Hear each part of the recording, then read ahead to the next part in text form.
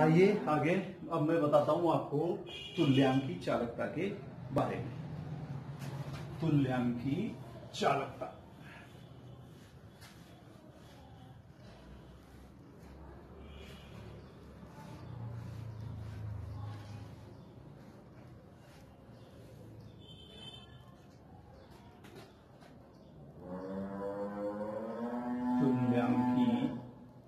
चालकता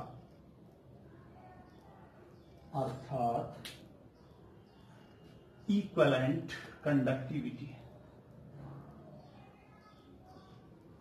इक्विवेलेंट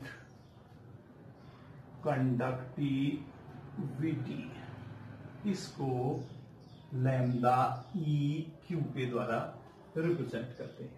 चाहे lambda small कर लें चाहे लैम्डा कैपिटल कर लें, वैसे कैपिटल ई क्यू इसके द्वारा रिप्रेजेंट करते हैं। क्या है ये? तुल्यांकी चालकता। देखिए इसको इस तरीके से डिफाइन कर सकते हैं कि किसी वैद्युत अपघट्य पदार्थ के 1 ग्राम तुल्यांकी भार को एक निश्चित आयतन के विलयन में घोलने पर उत्पन्न आयनों की चालकता उस विलयन की तुल्यांकी चालकता कहलाती है और उसे लैम्डा ई क्यू से प्रकट करते हैं। एक बार फिर सुन लीजिए, किसी वैद्युत अपघट्य पदार्थ के 1 ग्राम तुल्यांकी भार को एक निश्चित आयतन में घोलने पर उत्पन्न आयनों की चालकता उस विलयन की तुल्यांकी चालकता कहलाती है और किससे प्रकट करते हैं? लैम्डा ई क्यू से। इसको एक दूसरे तरीके से भी हम डिफाइन कर सकते हैं और वो दूसरा तरीका क्या है कि किसी वैद्युत अपघट्य विलयन की तुल्यांकी चालकता उसकी विशिष्ट चालकता कप्पा तथा उसके आयतन V जिसमें उसका 1 ग्राम तुल्यांकी भार घुला हुआ हो, उन दोनों के गुणनफल के बराबर होती है। अर्थात ये जो मैंने दूसरी डेफिनेशन बताई है उस हिसाब से जो तुल्यांकी चालकता लैम्डा ई क्यू ये बराबर होती है कप्पा इंटू V के। V उसका वह आयतन है जिसमें उसका 1 ग्राम तुल्यांकी भार घुला हुआ है। इस हिसाब से यदि आयतन सेंटीमीटर क्यूब में लिया जाए और उसकी जो सांद्रता है वो CEQ है, तो CEQ ग्राम तुल्यांक की भार घुला है बराबर कितने में? 1000 ग्राम सेंटीमीटर क्यूब में। 1000 ग्राम सेंटीमीटर क्यूब में। तो 1 ग्राम तुल्यांकी भार घुलेगा बराबर 1000 बटे CEQ में। ध्यान करिए ये कहलाएगा उसका आयतन जिसमें 1 ग्राम तुल्यांकी भार घुला हुआ है। अर्थात इस हिसाब से जो V बराबर हुआ वो हुआ 1000 upon C into E Q. आप जानते हैं कि लैम्डा ई क्यू जो तुल्यांकी चालकता है वो बराबर है कप्पा इंटू V। अब V की वैल्यू यहां पर कितनी हो गई? 1000 अपॉन C इंटू क्यू। तो इस हिसाब से आप यहां पर रख लीजिए, नीचे दिखाई नहीं देगा मैं ऊपर ही कर रहा हूं कि लैम्डा ई क्यू बराबर कप्पा इंटू, अब V के स्थान पर आप रख दीजिए 1000 अपॉन इतने को, तो ये हो जाएगा 1000 ऊपर आएगा into 1000 upon C into E Q. अब ध्यान करिए ये जो C है ये 1 ग्राम तुल्यांकी भार है जो किसमें 1000 सेंटीमीटर क्यूब में घुला हुआ है, जो उसकी नॉर्मलिटी को प्रकट करता है।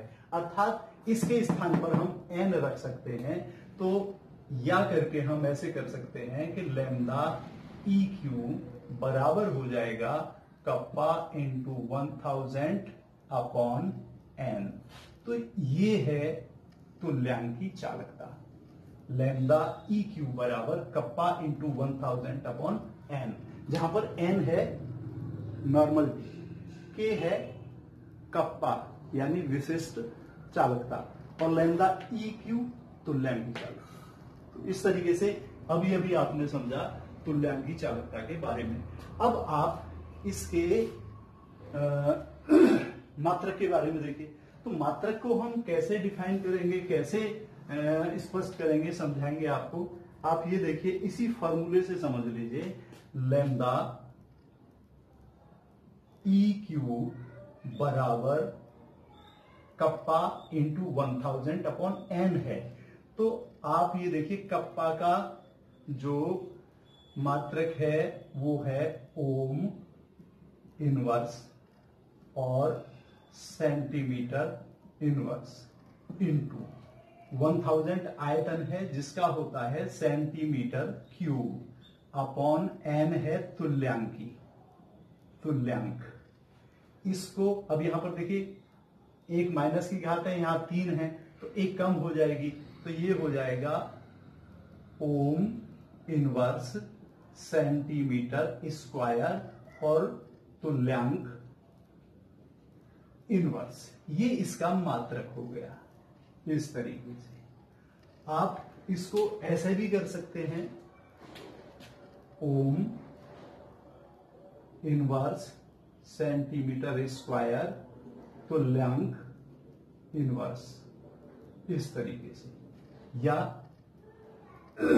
ओम इनवर्स को आप एस सीमेंस के द्वारा, सेंटीमीटर स्क्वायर और तुल्यांक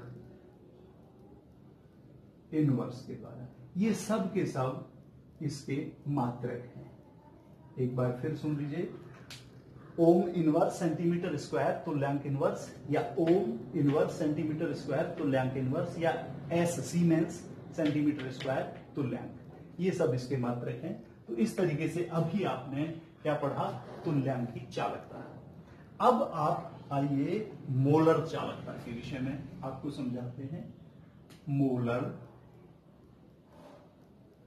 चालकता या मोलर कंडक्टिविटी, मोलर कंडक्टिविटी, इसको प्रकट करते हैं लैम्डा एम के द्वारा। तो देखिए, इसको समझेंगे मोलर चालकता या मोलर कंडक्टिविटी को। यहां पर मैं इसको मिटा देता हूं।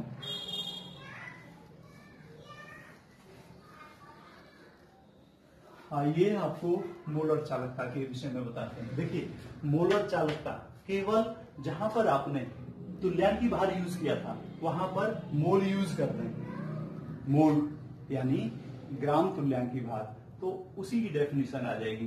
किस तरीके से डिफाइन करेंगे मोलर चालकता को, कि किसी विद्युत अपघट्य पदार्थ के एक मोल को एक निश्चित आयतन में घोलने पर उत्पन्न आयनों की चालकता को उस विलयन की मोलर चालकता कहते हैं। और इसको किससे प्रकट करते हैं, लैम्डा एम से। फिर समझिए एक बार, कि किसी विद्युत अपघट्य विलयन के एक मोल को एक निश्चित आयतन में घोलने पर जो आयन उत्पन्न होते हैं उन आयनों की चालकता कहलाती है उस विलयन की मोलर चालकता। और इसको किसके द्वारा रिप्रेजेंट करते हैं, लैम्डा एम के द्वारा। इसको दूसरे तरीके से भी डिफाइन करा जा सकता है, और वो दूसरा बिल्कुल तुल्यांकी चालकता के ही लगभग समान है, और वो है कि किसी विद्युत अपघट्य विलयन की मोलर चालकता उसकी विशिष्ट चालकता कप्पा तथा आयतन V के गुणनफल के बराबर होती है, जहां V ml में वह आयतन है जिसमें विद्युत अपघट्य पदार्थ का एक मोल घुला हुआ हो।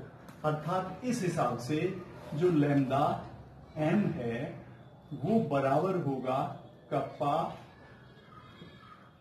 इंटू V के, जहां पर V वो आयतन है जिसमें उस पदार्थ का एक मोल घुला हुआ हो।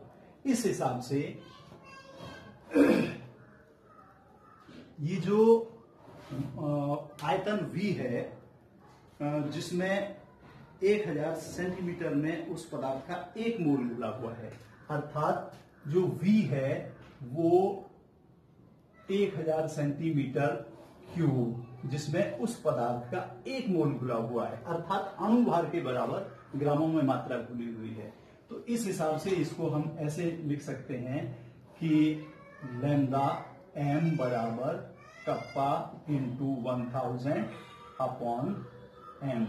m यानी उसके मोल्स की संख्या, यानी 1000 ml है तो उसके अणुभार के बराबर।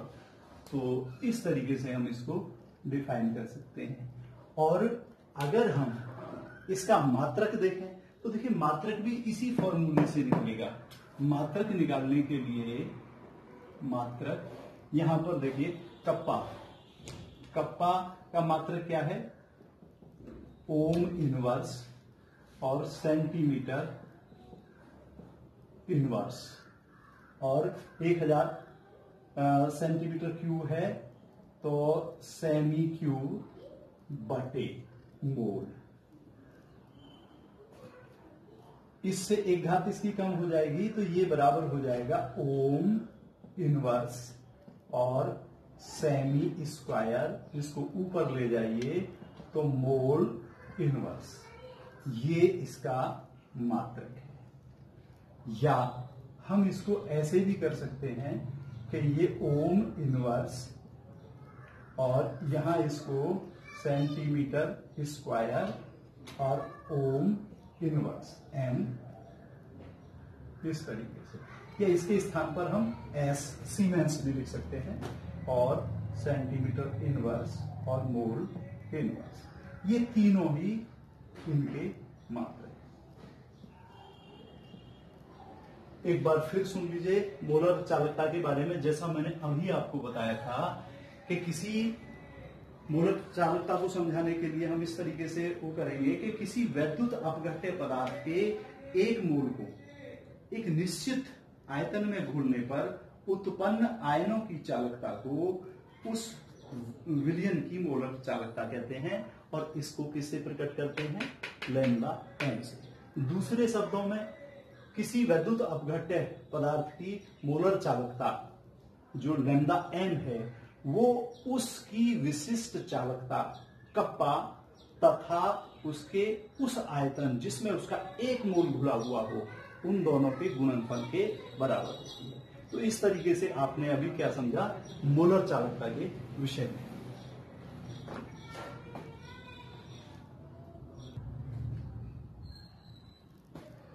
अब मैं आगे बताता हूं आपको कॉलर-हाउस का नियम। देखिए ये कॉलर-हाउस का नियम सन 1875 में कॉलर-हाउस नामक वैज्ञानिक ने दिया था, इसलिए इसे कहते हैं कॉलर-हाउस का नियम।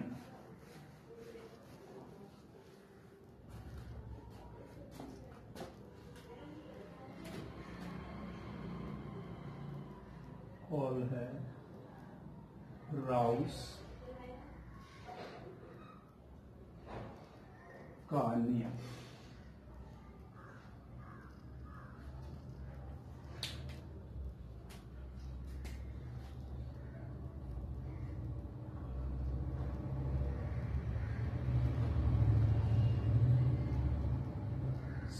लॉ, कॉलर-हाउस लॉ, ये 1875 में कॉलर-हाउस ने दिया था।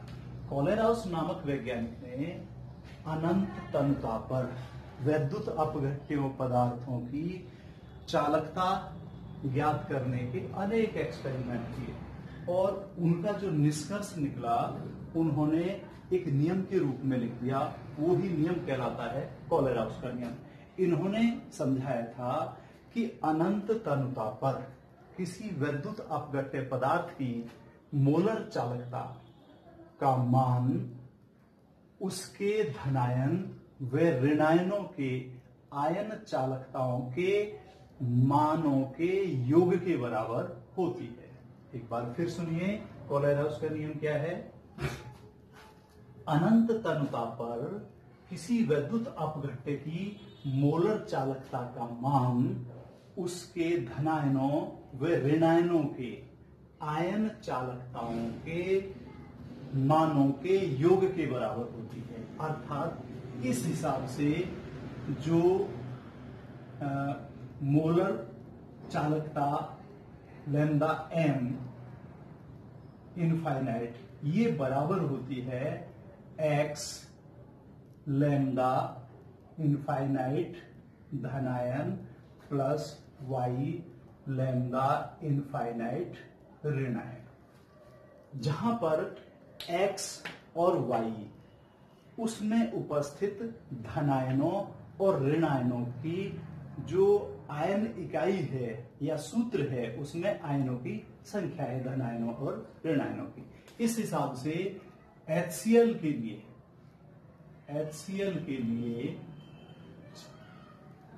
जो लैम्डा m HCl इनफाइनाइट ये हो जाएगा lambda infinite HIN plus lambda infinite chloride ion. इसी तरीके से NaCl